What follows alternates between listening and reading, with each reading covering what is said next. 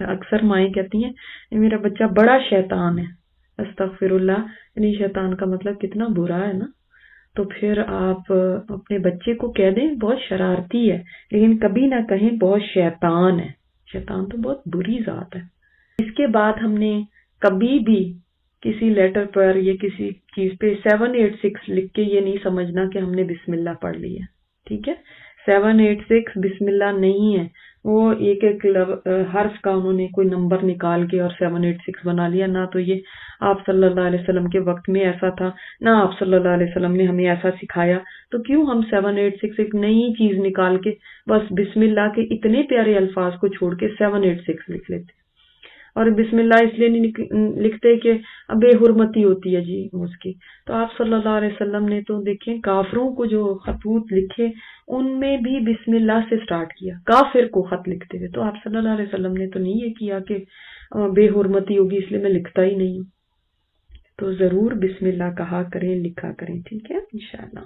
30 سے اوپر ٹائم ہم پڑھتے ہیں سورہ فاتحہ، اور سال بھر میں اس کی گنتی کر لیں تو 11,000 مرتبہ سے زیادہ پڑھ لیتے ہیں ہم سورہ فاتحہ ماشاءاللہ. ہر ٹائم اس گلوب پر کوئی نہ کوئی نماز پڑھ رہا ہے، ایسا ہی ہے نا، کوئی نہ کوئی ہر وقت میں نماز پڑھ رہا ہے. اگر ہماری طرف اس وقت صبح کا ٹائم ہے تو کہیں اور عشاء کا ٹائم ہوگا، کہیں اور مغرب کا ٹائم ہوگا، کہیں ظہر کا ٹائم ہوگا. تو لوگ نماز پڑھ رہے ہیں، ادروائز نوافل پڑھ رہے ہیں. اس لحاظ سے دیکھا جائے تو اگر آدھی امت بھی نماز پڑھتی ہے تو کتنے یعنی لاکھوں اربوں خربوں ٹائمز سورہ فاتحہ پڑھی جاتی ہے. حدیث ہے کہ رسول اللہ صلی اللہ علیہ وسلم کے پاس ایک مرتبہ جبرائیل علیہ السلام بیٹھے ہوئے تھے کہ اوپر سے ایک بڑے زوردار دھماکے کی آواز آئی. جبرائیل علیہ السلام نے اوپر دیکھ کر فرمایا آج آسمان کا وہ دروازہ کھلا ہے جو کبھی پہلے نہیں کھلا تھا. پھر وہاں سے ایک فرشتہ نازل ہوا آپ صلی اللہ علیہ وسلم کے پاس اور کہا خوش ہو جائیے، 2 نور آپ کو ایسے دیے گئے ہیں کہ آپ سے پہلے کسی کو نہیں دیے گئے. سورہ فاتحہ ایک نور اور سورۃ البقرہ کی آخری آیتیں جو ہم رات کو پڑھ کے سوتے ہیں، امید ہے کہ سب سوتے ہوں گے رات کو پڑھ کے ہی ہو، وہ دوسرا نور. کہ حدیث میں آتا ہے آپ صلی اللہ علیہ وسلم نے فرمایا اللہ نے مجھے تورات کے بدلے سورہ فاتحہ دی ہے. ٹھیک ہے، تورات پوری کی پوری ایک بک جو یہود کے لیے نازل ہوئی تھی، اس پوری بک کے بدلے میں ایک سورہ دے دی، سورۃ الفاتحہ. حضرت علی کا فرمان ہے اگر میں سورہ فاتحہ کی تفسیر کرنے لگوں تو 70 اونٹوں پر لا دی جائے.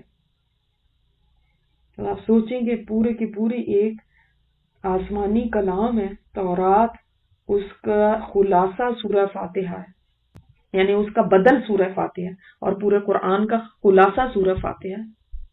سورۃ الشفا، اسی لیے آپ دیکھتے ہیں نا دم بھی اس سورہ کے ذریعے کرتے ہیں.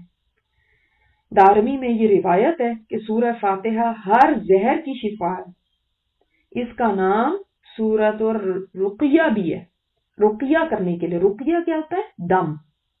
تو شفا بھی ہے اس کے اندر اور دم کرنے کے لیے بھی ہے. آپ کو کسی کو اگر دم کرنا ہو، آپ کو کچھ بھی نہیں آتا نا، تو آپ سورۃ الفاتحہ پڑھ لیں اور پھونک مار لیں. ابو سعید رضی اللہ تعالیٰ عنہ نے جب سانپ کے کاٹے ہوئے شخص پر اس سورت کو پڑھ کے دم کیا تھا تو وہ اچھا ہو گیا تھا.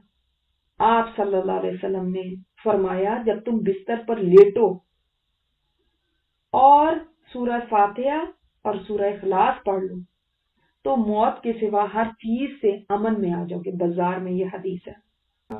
اگر آپ جب اس سورت کو پڑھیں گے تو کہیں ایسا نہیں ہے کہ مردوں پہ پڑھ لو، وہ تو کہیں نہیں ہے، پتہ نہیں کیوں پڑھا جاتا ہے. لیکن اس میں اس کے معنی کو آپ سمجھیں گے تو اس میں زندوں کے لیے ہے کہ ہم اپنے لیے کچھ مانگ رہے ہوتے ہیں.